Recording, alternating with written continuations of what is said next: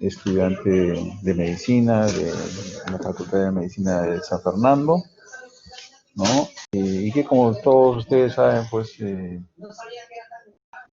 ha sido considerado como mártir de la medicina peruana por el hecho pues de haber experimentado en su cuerpo, algunos lo catalogan de manera como un acto irresponsable, es debatible, pero lo claro es que a través de él se descubrió claramente pues, que la verruga peruana tenía mucho que ver con la fiebre de Oroyo, ¿no? Fiebre de la Oroyo, ¿no? Que azotaba pues, mucho en la época en la cual se construía el ferrocarril, ¿no? El ferrocarril del entonces, un 5 de octubre de 1885 fallece este estudiante de medicina, ¿no? Muy bien. Entonces, seamos dignos representantes del legado de este estudiante, ¿no? Y algo que debemos de tener presente, pues, que nunca debemos de tener y nunca debemos de perder el espíritu de siempre seguir estudiando. De hecho, para que uno sea profesor, uno tiene que estudiar. No hay otra. No hay otra. Cómo uno se actualiza, cómo uno le transmite el conocimiento a ustedes, pues estudiando, ¿no? Entonces, ese espíritu nunca debe de perderse. Muy bien. La lumbalgia es una manifestación clínica pues muy frecuente, obviamente está pues, localizado por debajo del margen costal y por encima del pliegue glúteo, ¿no? Entonces, esta manifestación clínica es altamente frecuente, ¿no?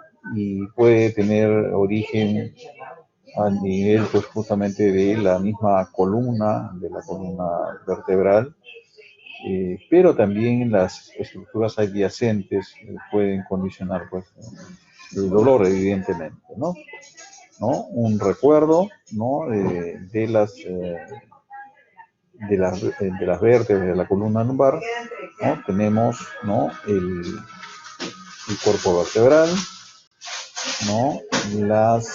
Las láminas, la apófisis espinosa, las apófisis transversas, las pars articulares, ¿no? O carillas articulares, ¿no? Tanto superior como inferior, ¿no? El ligamento longitudinal anterior, el ligamento longitudinal posterior, el ligamento amarillo, ligamento intertransverso, ¿no? Y ligamento también interespinoso, ¿no? ¿Sí? Entonces, cada una de estas estructuras puede condicionar pues también evidentemente una patología, ¿no? Okay.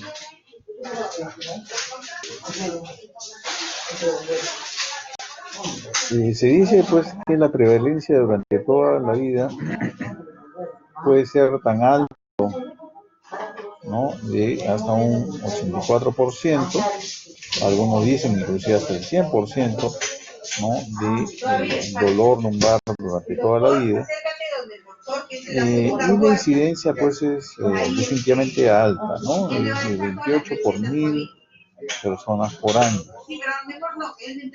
La frecuencia de la edad va entre 25 y 64 años. Y un punto importantísimo es que es la segunda causa de descanso médico, ¿no? Y en eso tenemos la culpa nosotros como médicos, porque el paciente viene a buscar, ¿no? Un alivio de sus síntomas, pero también a veces vienen a buscar pues, escaparse del trabajo, ¿no? ¿no? Y uno pues muchas veces da de manera muy laxa, muy alegre, ¿no? Descansos médicos sin considerar pues que a veces pues el hacer eso puede provocar más bien, una perpetuación, una cronicidad del dolor, ¿no? Ok.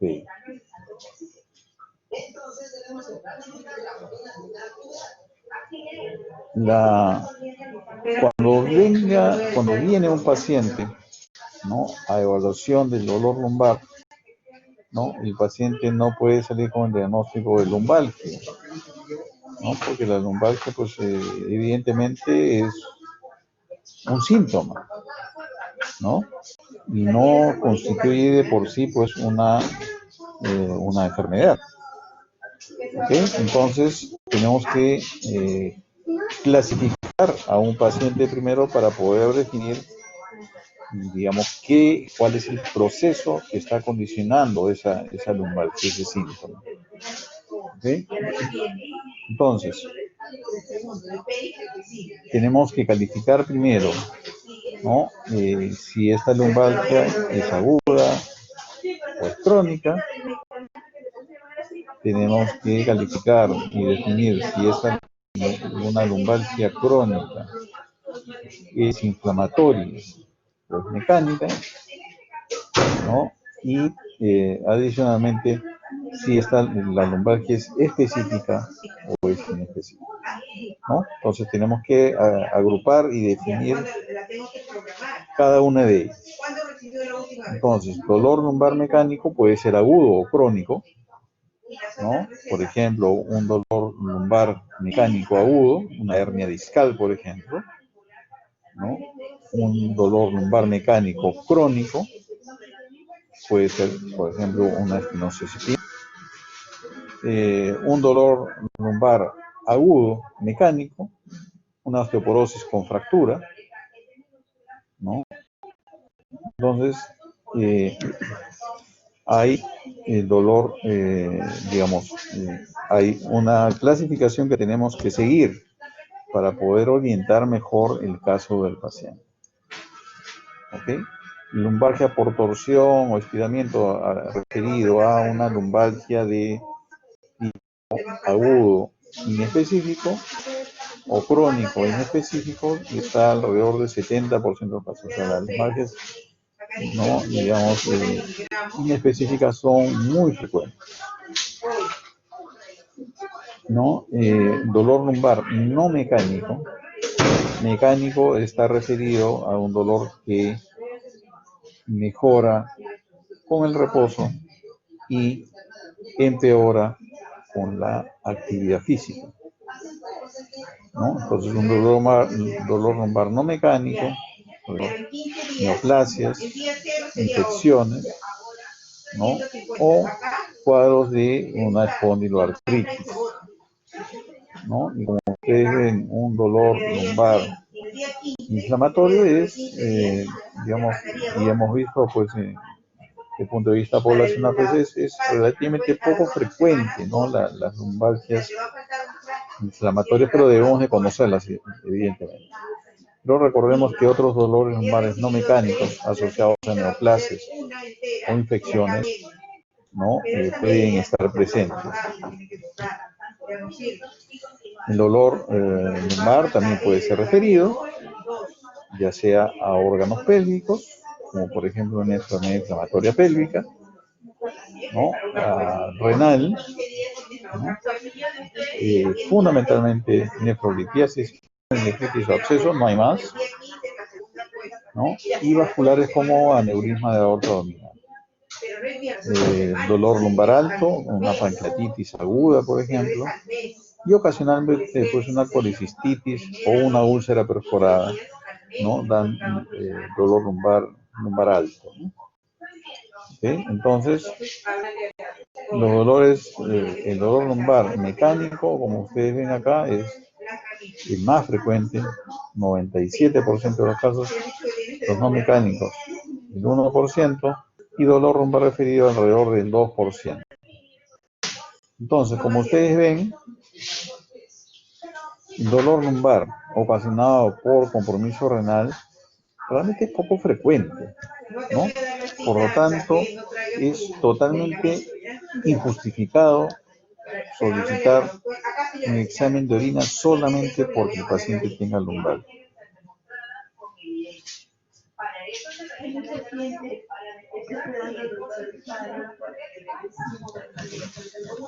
Muy bien.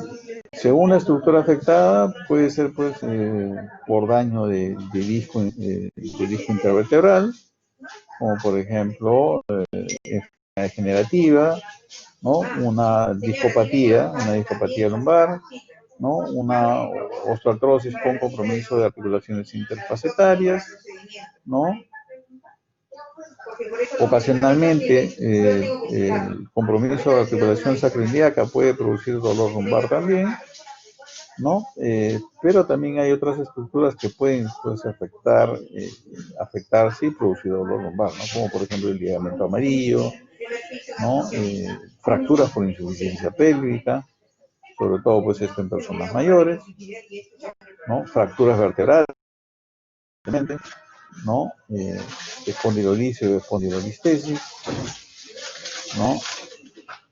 Contractura paravertebral lumbar, ¿no? Inestabilidad ¿no? vertebral lumbar, síndrome de piriforme que usualmente da dolor glúteo irradiado a miembro inferior, pero ocasionalmente también puede asociarse a dolor lumbar. Este síndrome de piriforme está referido pues, a una contractura muscular del músculo piriforme que está localizado justo y adyacente a el nervio ciático.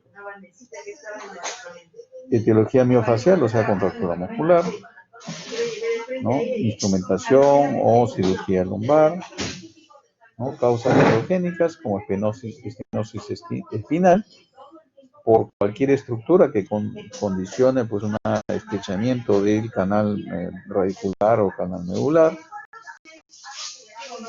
causas congénitas o etiologías extraespinales, ¿no? Compromiso gastrointestinal, ya habíamos dicho, ¿no? Por una perforación de una úlcera gástrica, ¿no? Pérdida endocrinologicas, como ya hemos visto también, ¿no? Vascular, infecciones, neoplasias y también factores psicológicos, ¿no? ¿No? Muy bien, entonces, a todo paciente debemos inicialmente catalogarlo por tiempo, si la lumbalgia es aguda o crónica, y luego si es específica o inespecífica, ¿no? Como regla general, solo el 10% de todas las causas de lumbalgia van a condicionar, ¿no? Van a condicionar el dolor lumbar. ¿Ok? Entonces,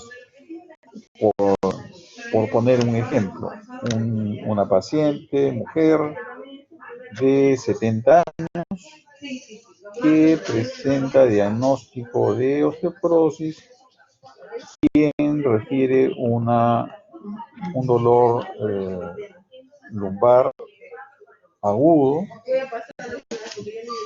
de 48 horas de evolución, ¿no? Sin haber presentado ningún tipo de trauma. Mi primera opción en esa paciente, mujer de 70 años, va a ser pues, una fractura vertebral, ¿no? Entonces, sería una fractura específica porque sería un paciente con osteoporosis severa, ¿no? La osteoporosis severa es lo que le está causando el dolor.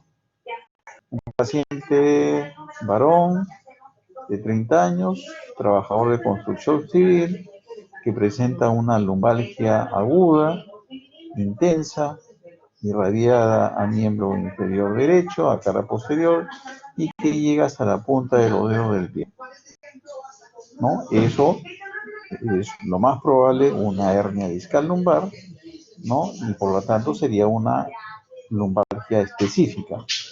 O sea, le estamos poniendo un nombre a esa lumbalgia. ¿Okay?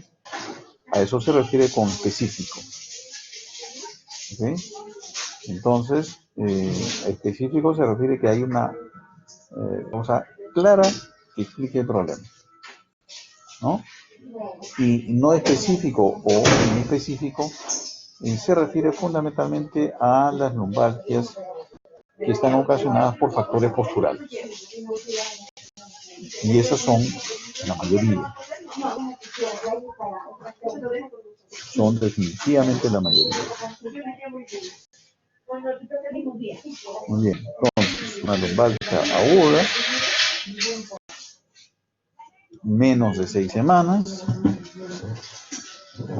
lumbalgia subaguda de 6 a 12 semanas y lumbalgia crónica más de 12 semanas.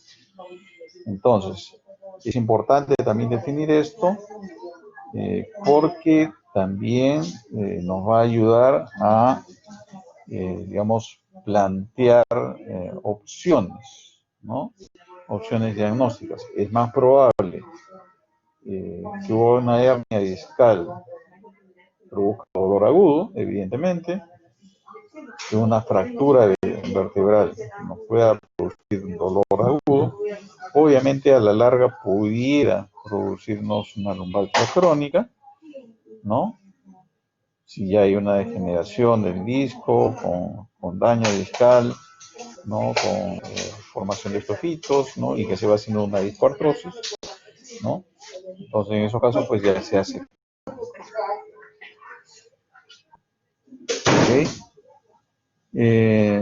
Formas crónicas, la lumbalgia crónica, ¿no? Puede ser pues mecánica o inflamatoria, ¿no? Y si es inflamatoria, pues estaríamos planteando lo que es pues una espondiloartritis, ¿no? Ok, entonces, según tipo, habíamos mencionado, puede ser mecánico inflamatorio y el dolor inflamatorio está presente fundamentalmente en personas jóvenes, menores de 40 años, algunos dicen menores de 45, inicio usualmente insidioso, rigidez matutina axial mayor de 30 minutos, que empeora que no mejora con el reposo y mejora con la actividad física.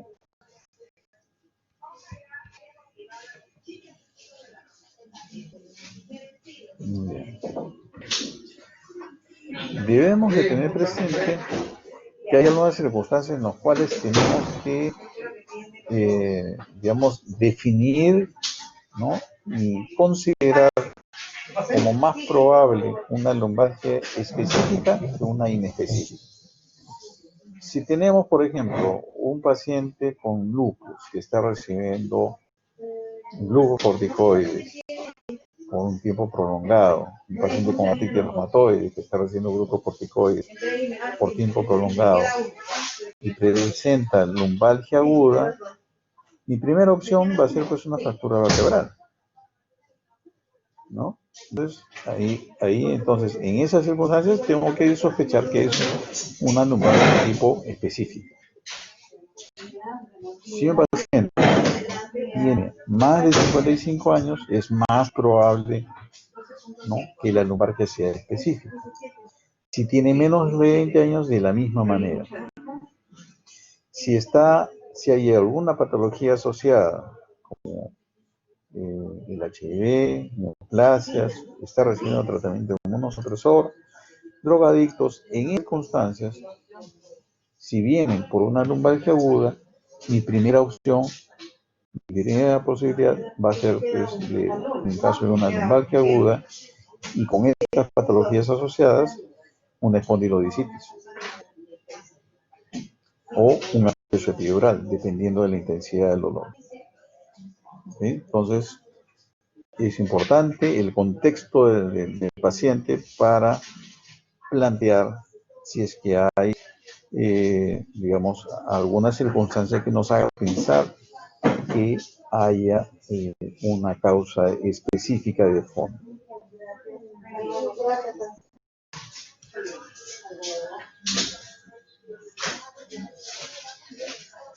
Ok.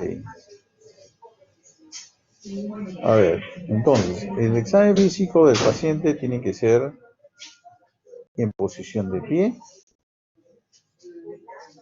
para ver la postura, cómo está el eje de la columna, ver si el paciente camina normalmente o camina con las piernas ampliando hacia sustentación, encaminar en puntas o en talón para definir si es que hay algún trastorno de tipo neurológico, ¿no? Simetría desde el punto de vista del eje de la columna, como habíamos mencionado, para definir si es que hay escoliosis, rango de movimiento para ver, como dice acá, respuesta al dolor, ¿no? Un paciente de, por ejemplo, de 70 años, que refiere a una lumbalgia crónica y que presente el dolor al caminar 2 o 3 cuadras, cuando antes podía caminar 10, y ese dolor que se desencadena por la marcha obliga al paciente a detenerse, ¿no? Y al examen físico vemos que a la flexión de la columna no presenta dolor, pero sí a la extensión de la columna lo presenta. Todo ese cuadro nos hace sugerir que el paciente tiene un síndrome de canal estrecho lumbar, ¿no? Entonces, en esas circunstancias, pues hay que definir si es, qué tipo de lumbalgia específica es, ¿no? Porque un paciente con estos síntomas referidos a un cuadro de síndrome de canal estrecho lumbar tiene que ser necesariamente una lumbalgia específica.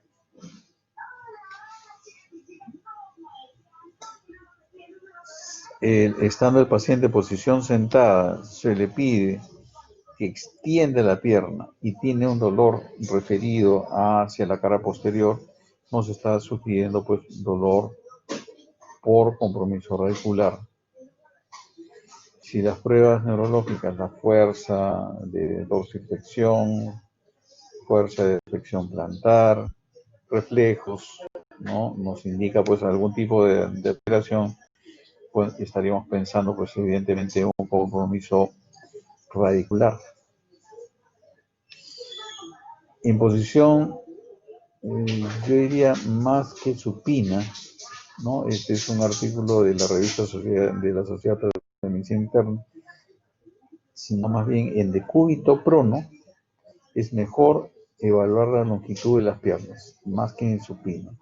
En decúbito prono le pedimos al paciente que se acueste boca abajo, ¿no? Y le pedimos que se ponga lo más derecho posible, con los brazos hacia los costados, y vemos la altura, ¿no? De los talones. Si hay una diferencia de 1 centímetro o más, ¿no? Hay una alteración significativa de la longitud de las piernas y eso puede ser una causa de dolor también lumbar y también de hecho dolor de cadera. ¿Okay? Entonces, este es un aspecto importante también al evaluar a un paciente con lumbalgia, sobre todo lumbalgia mecánica. En posición supina, sí, evidentemente, la C, ¿no? La C directo que implica levantar la pierna, ¿no? De una posición de 0 grados hasta 45 grados, ¿no? Y el paciente debe referir dolor hacia la cara posterior, de la pierna. El reforzado significa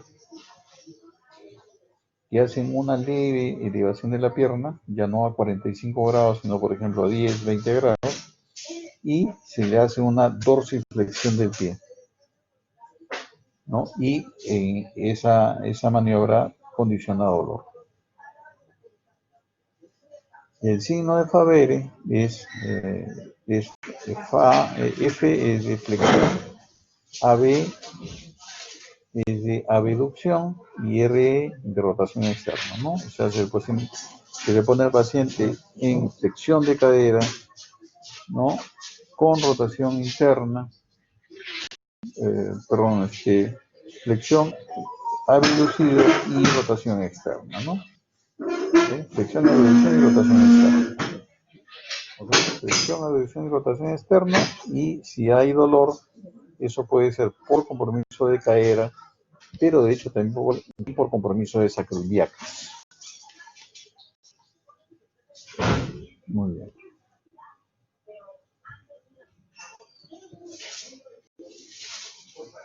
Entonces, en resumen, desde el punto de vista del examen físico, ¿no? Evaluamos al paciente en posición de pie, tenemos que ver el eje de la columna, tenemos que ver la movilidad de la columna y, muy importante, tenemos que ver el momento en el cual el paciente presenta el dolor. Presenta dolor a la flexión lumbar y no a la extensión, o al revés, presenta dolor a la extensión y no a la flexión, presenta dolor a la lateralización derecha hacia el mismo lado, o presenta, por ejemplo, el dolor a la lateralización derecha, pero en el macizo muscular del lado izquierdo, ¿no? La musculatura paravertebral izquierda, ¿no? Entonces, cada uno de esos nos va a dar una orientación. Entonces, como habíamos mencionado, si duele a la extensión y no duele a la flexión, eso nos debe hacer pensar en un canal estrecho lumbar. Si nos duele a la flexión y también nos duele la extensión, o no duele también, dolor a la flexión nos indica que hay un compromiso discal. Si duele a la flexión lateral hacia el mismo lado de la flexión, o sea, dolor a la flexión ipsilateral, eso nos está sugiriendo que hay un problema de desgaste de disco o compromiso radicular. Pero al contrario, si el dolor es contralateral, entonces nos está sugiriendo que el problema es más bien de tipo muscular. Un paciente que tenga síntomas y signos neurológicos, evidentemente, pues nos va a sugerir compromiso radicular. Esto ya hemos conversado. Factores de riesgo de cronicidad. El sobrepeso, sin duda, es uno de los factores más importantes para cronicidad, porque justamente pues se asocia a patologías degenerativas, pero no solamente a eso, sino también pues nos va a condicionar, nos puede condicionar alteraciones en el alineamiento, ¿no? Nos puede producir, por ejemplo, una hiperlordosis, nos puede producir también escoliosis, ¿no? Aparte, pues, ¿no? De el daño degenerativo discal. El distrés, ¿no? Referido a el hecho de, como vuelvo a repetir, las posiciones que uno adopta durante el, digamos, el tiempo que uno está pues haciendo una actividad física o si está sentado, ¿no? ¿Cuál es tu postura cuando estás sentado? ¿Cuál es tu postura cuando estás viendo televisión? ¿Cómo haces para recoger cosas del piso? ¿No? ¿Cuál es la altura de tu escritorio? ¿Cuál es la altura del asiento de la silla? ¿No? ¿No? Entonces, todos los factores que condicionen mayor tensión sobre la región lumbar nos va a dar más posibilidades de tener una lumbalgia específica, ¿no? Por contractura muscular. Y trabajo no satisfactorio también es un punto importante, porque una persona está descontento con su trabajo, ¿qué cosa va a querer hacer? No ir a su trabajo, ¿no?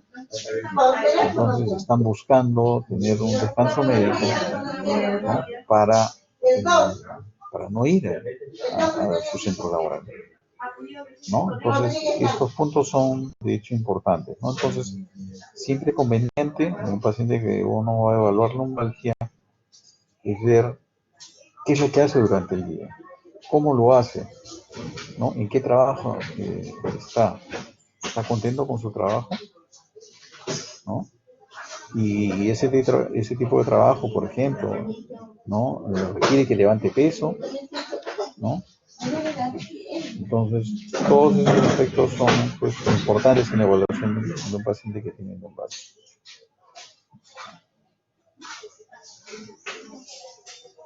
Un punto importante es que, teniendo en cuenta que la lumbalgia inespecífica es la forma más frecuente de lumbalgia, entonces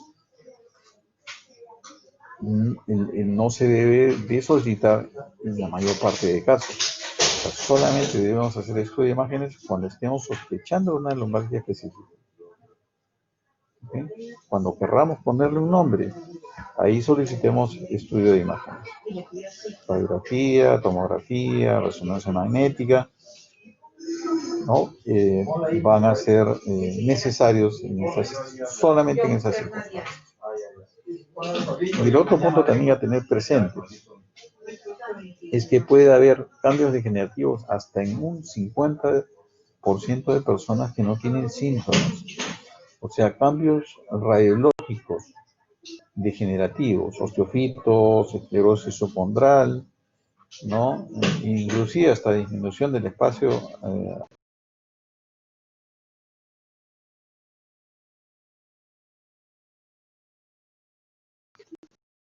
Entonces, este es un aspecto importante, ¿no? Entonces, solamente por el hecho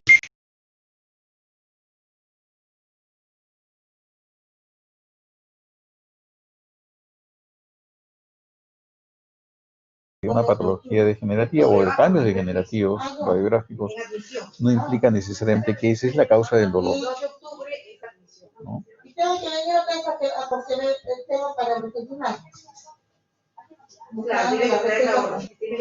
Entonces, por ejemplo, este es un algoritmo para el manejo de un paciente con dolor lumbar, ¿no? Este es extraído de el journal de la Sociedad Canadiense de Medicina Interna, ¿no? Hacer una historia de examen físico, cuánto duran los síntomas, o sea, para ver si es que la lumbalgia es aguda, subaguda o crónica, ¿no? Si hay alguna característica para una enfermedad específica, hay signos radiculares, ¿no? Hay factores de riesgo psicosociales que puedan condicionar la lumbalgia, ¿no? Entonces, en caso, digamos, que haya alguna evidencia, debemos de excluir causas no espinales, ¿no? Como causas viscerales, compromiso de cadera, ¿no? Para eso es esa prueba del Favere, ¿no? Causa vascular, causas sistémicas, ¿no? Enfermedades virales, ¿no?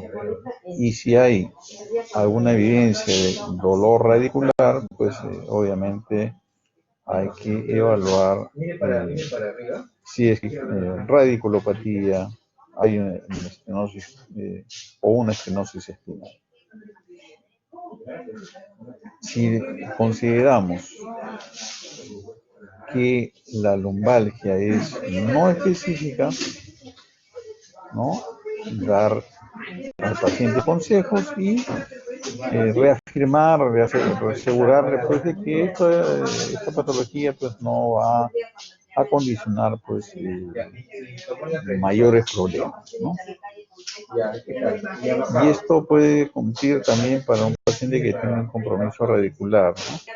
Le puede dar, ¿no?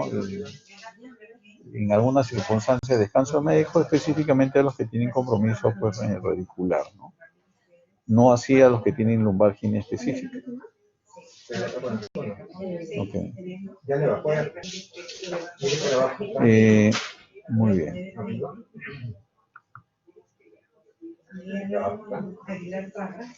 Entonces, una lumbalgia no específica o inespecífica aguda, ¿no? En otras palabras, está relacionado a contractura muscular por factores posturales, ¿no? El reposo no está indicado como terapia. No es necesario, ¿no?, que el paciente haga reposo. ¿Ok? Entonces, todo lo contrario, se le recomienda que permanezcan activos. Se le puede dar paracetamol o antiinflamatorios no esteroideos sin horario por un periodo corto. Se puede agregar un relajante muscular, por ejemplo, ciclobenzaprina de 5 miligramos, una tableta en las noches, orfenadrina de 100 miligramos, una tableta en las noches, terapia física, incluyendo el uso de calor local, la terapia ocupacional, que es muy importante, ¿no? Y es muy importante para ver justamente la parte ergonómica, ¿no?, del trabajo del paciente. Por ejemplo, una secretaria que tiene que estar mucho tiempo pues sentada, hay que ver qué tipo de asiento tiene, ¿no? Y el respaldar lo suficiente como para que su espalda repose, ¿no? La altura del asiento, como ya hemos mencionado, la altura de la mesa donde está, por ejemplo, la máquina de escribir o la computadora, actualmente, obviamente, ¿no? La altura, ¿no?, del monitor, ¿no? Todos esos aspectos. Y la lumbalgia aguda no específica no requiere uso de glucocorticoides. Muy bien. Tratamiento de una lumbalgia crónica. Terapia de ejercicios, tratamiento multidisciplinario, uso de relajante muscular, puede ser usado. Es probable que sea beneficioso, como indica acá, analgésicos, acupuntura, pudiera ser útil los antidepresivos, escuelas de olor lumbar, pudiera ser útil los antiinflamatorios, inclusive la manipulación espinal. Pero el uso de inyección epidural, por ejemplo, de corticoides, tanto para lumbalgia aguda, para lumbalgia crónica, ¿no? No, porque en el mejor de los casos no se sabe si es beneficioso. Por lo tanto, si no se sabe, ¿para qué usarlo? ¿No? Soportes lumbares, ¿no?, referidos justamente a la forceps, también tiene una eficacia pues dudosa. Y como está indicado acá, para pacientes con dolor lumbar o una lumbalgia inespecífica aguda, el tren cama no es eficaz o inclusive puede ser dañino porque puede hacer que el paciente se cronifique, ¿no? Y para pacientes que tienen dolor lumbar crónico, inyecciones facetarias tampoco están indicadas. Entonces, las famosas infiltraciones que están indicadas para una lumbalgia aguda o crónica en específica no están indicadas. ¿Qué actividades físicas deberían realizar? Caminata, natación, ciclismo, ejercicios aeróbicos y ejercicios de estiramiento, ¿no? Los ejercicios pueden ser útiles. Y de hecho, ejercicios de estiramiento deberíamos indicarles a los pacientes cómo realizarlos, ¿no? Por ejemplo, que estamos realizando estiramiento de los isquiotibiales, estiramiento tipo gato, ¿no? Se le pide al paciente que se ponga, ¿no? Pues como un gatito y levanta, ¿no? la columna y tratando de llevar el abdomen hacia adentro, ¿no? Tratando de sumir el abdomen, ¿no?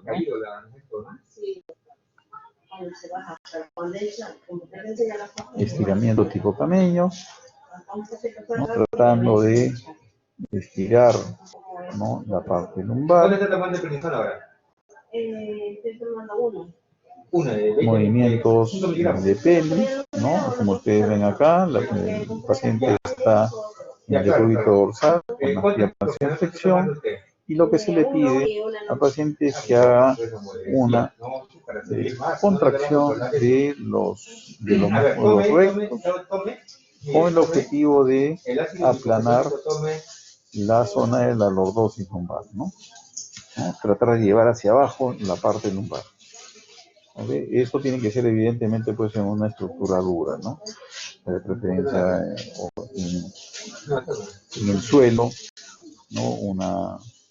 Una colchoneta o un tapete, lo que fuera, ¿no? Y hacer ese tipo de ejercicios, ¿no? Estos ejercicios tienen como objetivo pues estirar los músculos paravertebrales. ¿Ya? Y otro tipo de ejercicio es lo que es la curva parcial, que es como hacer un abdominal, ¿no? Pero en vez de, digamos, elevar toda la columna y la cabeza, solamente hacer una elevación, de modo que hagan contracción de los músculos rectos, sobre todo los rectos anteriores, ¿no? Extensión de cadera, en el decúbito prono también, de la misma manera, para estirar los músculos, ¿no? Y como ustedes ven, pues el manejo de la lumbalgia va a depender fundamentalmente de si esta lumbalgia es aguda o crónica y si es específica en específico. Por ejemplo, el tratamiento de una lumbalgia específica, un tratamiento de dolor radicular, una discal, ¿no? Tratamiento no farmacológico, intervención, ejercicios, sí se indican, ¿no? Fundamentalmente ejercicios de estiramiento, tratamiento farmacológico, el uso de diazepam, por ejemplo, como un relajante muscular, ¿no? Tiene una evidencia baja y las guías europeas y las guías del Reino Unido no lo consideran, ¿no? Como parte del manejo de un paciente con dolor radicular. Uso de corticoides sistémicos no son considerados en ninguna de estas dos vías. Por lo tanto, no debemos de usar glucocorticoides sistémicos, ¿no? Esa famosa combinación de diclofenaco con dexametasona puede ser inclusive hasta dañino. Uso de pregabalina puede ser útil, en algunas circunstancias pudiera ser útil, ¿no? Y está considerado, por ejemplo, en las guías del Reino Unido para manejo de dolor radicular, pero no en la guía de Estados Unidos porque no hay una evidencia suficiente.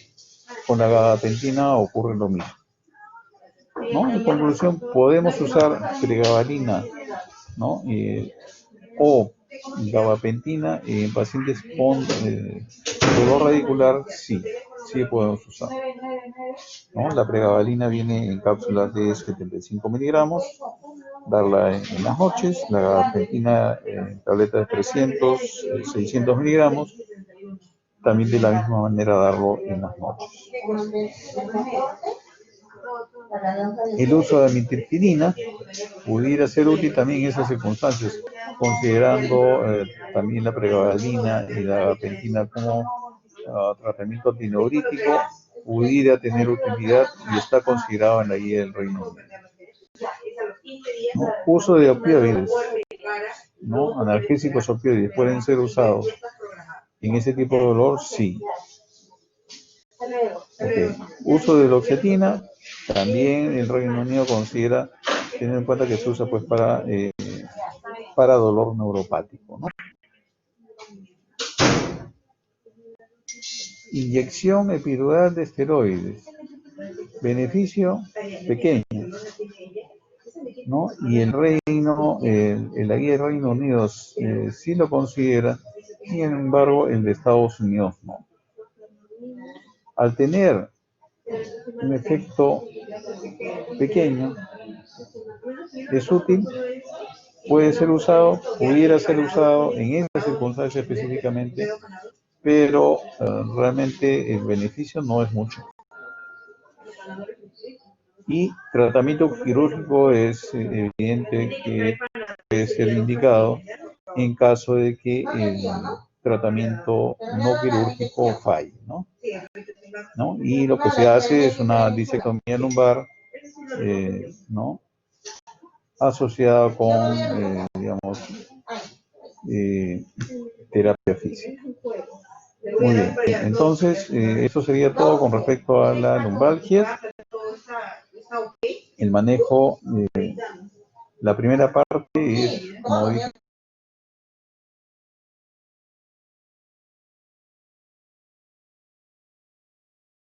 evaluación, ¿no?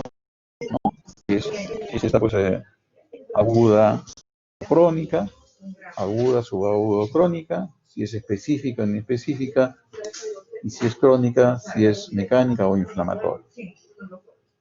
¿Okay? El manejo, fundamentalmente, uso de analgésicos, relajantes musculares. En pacientes con compromiso radicular se puede asociar a terapias que se usan para el manejo de dolor neuropático, incluyendo pregabalina, gabapentina, amitriptilina o duloxetina, pudiera ser útil, ¿no? Recordar que en pacientes con lumbalgia aguda en específica, el descanso está inclusive contraindicado, ¿no? Y en pacientes que tengan un compromiso radicular, una radiculopatía, sí puede ser útil el descanso médico, pero no más de 72 horas. Muy bien, entonces eso es todo lo que quería comentarles con respecto a el manejo de lumbalgia. Si ustedes tienen alguna pregunta, alguna duda, algún comentario, pueden levantar la mano, usan su micrófono.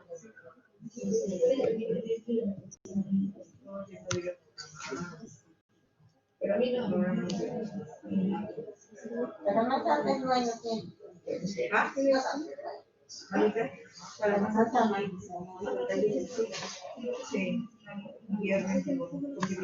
No, no hay preguntas.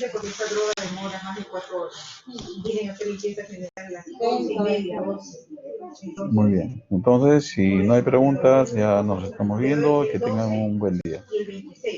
Hasta luego.